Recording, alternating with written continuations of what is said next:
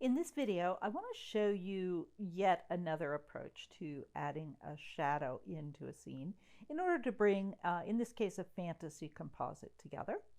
So in this image, I've taken this jackdaw, a bird from Ireland, and I've dropped him down into Lagoon Valley Park up in Vacaville.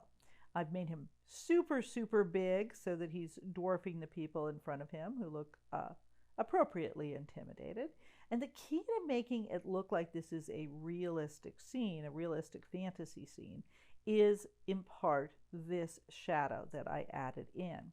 Now this shadow, I was able to cheat a little bit and use the original shadow from the image, but I did have to do quite a few modifications. So I want to walk you through those steps and just show you how I did that. Let's go ahead and move these two top layers down and just put them all the way underneath. And I'll put this extra layer of Lagoon Valley underneath as well. And we're going to turn these two original layers on just so you can see where I started. We have the Lagoon Valley layer, which has lots of empty space. And now you've already figured this out, that putting these images together is a large part of it is just figuring out which ones will work. And so I figured there'd be a good space somewhere for me to drop this jackdaw in. Here's the photo of the jackdaw. Let me take this mask off so you can see what it looked like. He was just hanging out in the parking lot of a gas station when I was traveling in Ireland, and I took this photo. So what's nice about this is that he already has a drop shadow on him. And the scene that I'm going to drop him into is relatively sunny, and so I don't think I'll have to do too much modification. But right away, I just want you to notice that the shadows here are a little bit softer. The day is sunny, but it's a little bit later in the day. We have to actually look around for the shadows. Let's pop in here. This is actually part of the ground. But we can look at these shadows on the trees, and you can see that for various reasons, they're a little bit softer than this shadow that's underneath the jackdaw on this very bright day. But let's go ahead and just start by adding this. We'll take this jackdaw up to the top, and let's go ahead and mask him out and see where to begin. Now, as it happens, when I pop him in this way, that's not too bad, which is a good start. But it's not where I want him, and there's some other things that you really have to notice. Okay, so one thing is that we have this shadow. I went ahead and just masked and kept the shadow in because we're going to use this shadow to make our next shadow. But you notice that it is a shadow in a gravelly parking lot, and it's opaque, and it's actually covering over this field and these trees. It doesn't look quite right. It's the right shape and approximately the right location, but it doesn't match. The other thing, and I want to just move him over. Let's just grab him and move him aside for a second. If we remember these shadows on the tree, you can see that the shadows on the tree, we'll zoom in a bit, are going that way, right? They're going down and away from the tree that way. Just kind of a little underneath, but definitely in this direction. And the shadow on this bird is going to in the other direction. So one of the simplest solutions to this, and these are just problems that you encounter and you have to sort of figure out the solution for each of them. But one of the first things I did in this is I just went into transform, and I went down to flip horizontal, and I just turned him around. And now you can see, even though he's a little bit harsh, we might have to soften that out with an adjustment layer. The light now is going in the same direction. So that's a good start. Now, I also didn't want him to take up this whole scene, and especially now that I've turned him around, he is kind of covering over these people. It could be cool, but I really want to put him back here on this big flat of land. So again, I'm going to do a transform, and I'm going to make him smaller yet, move him into place. Don't worry about that shadow right now. I just want the bird to be in the right location. Okay, and I like that a lot better. I think that's kind of fun. It looks like these people have stumbled on him and are very shocked. So let's go ahead and accept that. We'll make this a little bit bigger. So that doesn't look too bad, but we still have this issue. This shadow is just this opaque blob of gravel. It's also, the shadow is not quite in the right location, and it's way too hard edged because the shadows in this scene are much softer. So here's where it gets to be fun and tricky. What I'm going to do is I'm actually going to take the shadow out and put it onto a different layer. Okay, bear with me while I do this. So I've got this jackdaw shadow. I'm going to go ahead and add another layer, and this is going to be a solid color layer. And I'm going to do it in a very specific way. So fortunately, I still have this shadow up here, so I can actually just click the color of the shadow and use that. That is going to be super handy. And then I can take this layer mask that I already made and just pull it down. Cool. So what we have now, if we take this out, is we actually have this gray shadow version of it. Not there yet. We still have a lot more to do. Now I'm going to modify each of these masks so that they're masking out different things. So this mask, we'll just go ahead and show you. I only want this mask to mask out the bird.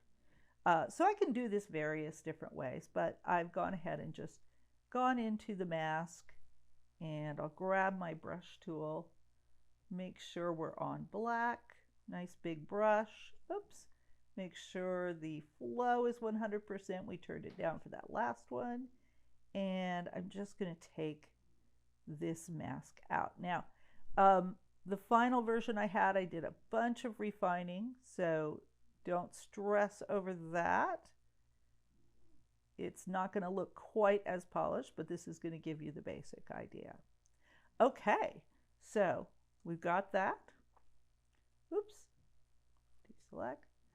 So we've got this new mask. So you notice now this shadow area, this sort of solid one, is showing through. You know, and I could actually leave the bird on there, but just to be safe, because I might move this shadow around, I want to do the same thing over here. Oops, not that one. I want to do the same thing here, where I actually am going to remove the bird out of this selection. So we have two different selections. Make this bigger so I can go faster. And I'm just going to take the bird out just to make sure if I need to move this shadow around, because I know I do, that I'm not going to have to worry about exposing the bird. Okay. So again, I got far more precise, and I'll show you some of the other little things that I did, but I'm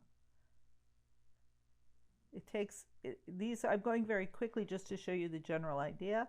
And as you know,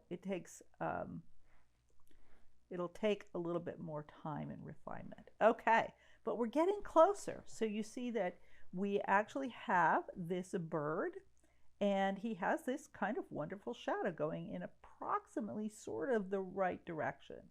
Okay, so what do we do next? We really need to modify this shadow a lot. So one of the first things that we're going to do is actually to use a blending mode. You'll be learning about blending modes next week. Some of you may have already played with them. I mean, you could try just doing opacity, but opacity doesn't always give us exactly the quality that we want. So let's just try a blending mode, and we'll just check out which ones we want. Darken, definitely not. Multiply, I think, is going to work, because if we use multiply in conjunction with transparency, I think that'll be a very good choice. Hard light can work, but it doesn't really give me any latitude on the density, and I want to be able to control it a little bit more. So I'm going to go ahead and pick multiply, and I'm going to go ahead and just take the opacity down on that just a little bit, so it looks about like what we want. We're getting so much closer, but we have a couple more things to do. Now, one of the key things here is to soften the edges. because these edges are very hard. If we go back and we look at the shadows that are there, they're being softened both by the quality, probably some cloud mist and it being late in the day, but there's also a softening effect that happens when it's on grass. So remember that the original, we were looking at the bird was standing on gravel. We'll just take this off for a second, right? And so the edges of that shadow are actually modified by the roughness of the gravel. We want it to look like it's on grass. So we're going to go in and just do one of the simplest things possible, which is just to feather the edge of the mask. Oh, isn't that brilliant? That actually helps so much already. We're still going to have to do a little bit of cleanup around the edges because if you zoom in, you notice it still has all that sort of kathunking from the gravel, but it's not going to be too hard. And one of the nice things about doing shadows is there is a certain amount of leeway. Okay, let's come back and do one of the very last things. And again, it's not going to be quite as refined. I'll show you some of the things that I did to finish this up. But this is a very important step. We want to be on this layer and we're going to go into transform.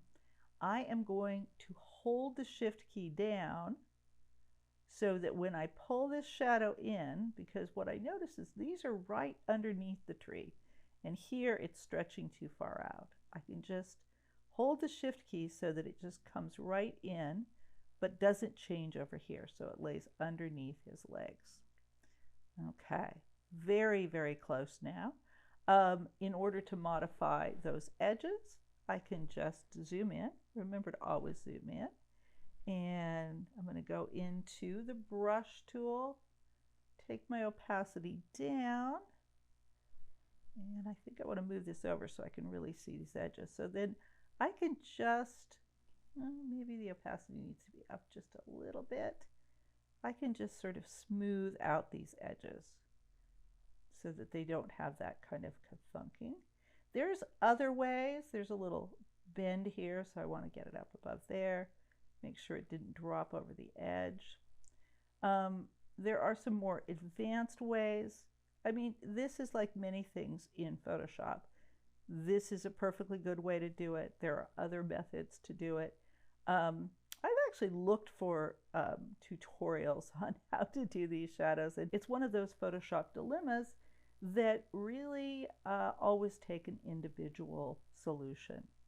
Okay, now that we're up close here, this is one of the areas that I really refined.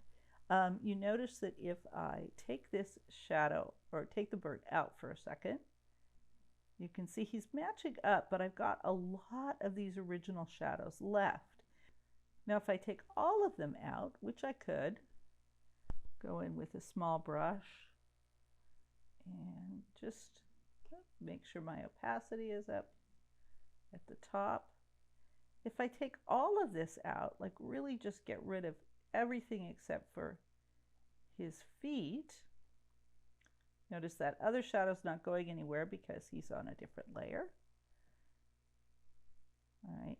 If I take all of that out, his little claws, and it looks like actually I do need to bring, yeah, that's a claw. I need to bring that one back.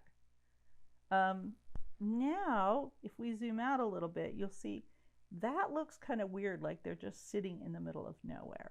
So let's go ahead and bring the other layers back in, which are a little bit more refined, very similar, but more refined. So you can see a little bit of what I did there. Okay, we'll bring those on. Okay, so you can see that I actually did a little bit more softening and refining of that shadow. And, you know, I did do hard light. So there's those two different choices. The hard light actually seemed to do the trick, but the other one is a perfectly good choice as well. So I've softened those edges quite a bit. I actually went in and painted in a little bit more of this shadow to make it more direct because it was getting broken up.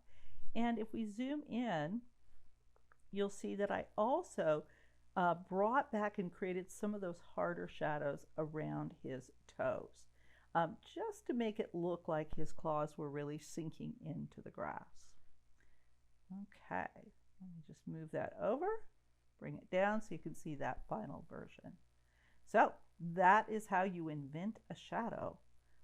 One method for inventing a shadow to put into a composite image.